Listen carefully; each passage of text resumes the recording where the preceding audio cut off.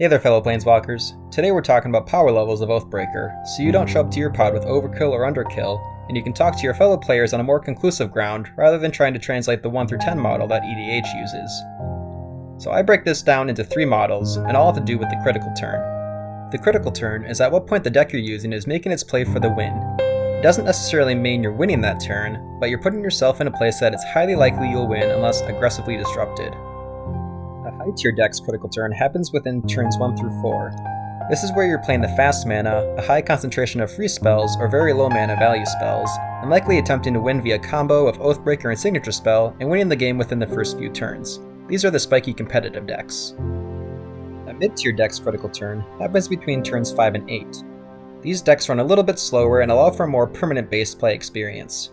The creators of Oathbreaker have stated that their goal of the format is reaching turn 5, then anything past that goes, so a mid-tier deck is most in tune with the spirit of the format.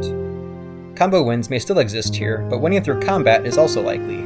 This is the zone I perform most of my deck building with, and is the more standard Oathbreaker setting. It grants enough time to cast the Oathbreaker and Signature Spell on a normal curve without rushed ramp. A low-tier deck is anything that doesn't have its critical turn until turn 9 or later.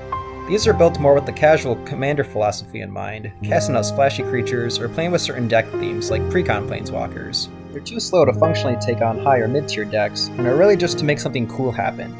These decks can perform well with the Planes Chase variant cards, where you can build out more ample coverage when it comes to interacting with planar cards.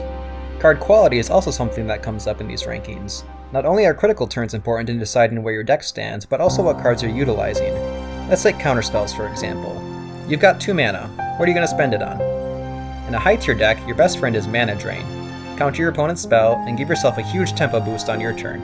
In a mid tier deck, you're not necessarily seeking to blast past with that sort of tempo. Here, you'd just be blocking out opponent's spells with a classic counterspell, simple and not bursting with overt power. And in a low tier deck, you're not in a rush to stop much, but when you do, it'll be really cool. So you slot in a Psychic Rebuttal in hopes of getting to use the spell mastery capabilities. It's not the most efficient counterspell, but it makes for a good story if it gets pulled off. When you're building with these guidelines, it's important to note the range. If your critical turn to claim the win is on turn 8, you're in the tail end of mid-tier, so your deck should be able to meaningfully interact against decks that are aiming for their critical turn to pop off on turn 5. Budget scale is also something to think about. High tier requires high monetary investment if you aren't utilizing proxies. Mid and low tier can be much more gentle on the wallet, and budget brews often perform very well. Going back to our counterspells example, a mana drain costs about $40. Counterspell you can get for under $2, and Psychic Rebuttal is 10 cents. You can build an entire mid or low tier deck for less than the price of a single mana drain. The final aspect to look at when building for a certain tier is the mana base. High and mid tier decks look to often do meaningful things on every turn, or have mana up for instant interaction, so making sure that all the lands are coming in untapped is important. If you're adding in tapped lands to your deck, you're most likely looking at building a low tier deck, or a slower mid tier.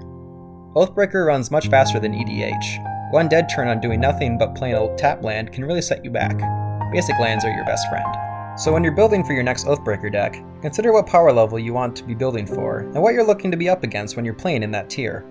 Always make your expectations known before drawing your first hand at the table to ensure everyone has a good time. If you're not quite ready to planeswalk away, check out my Discord server where we talk and play Oathbreaker. The link's in the description.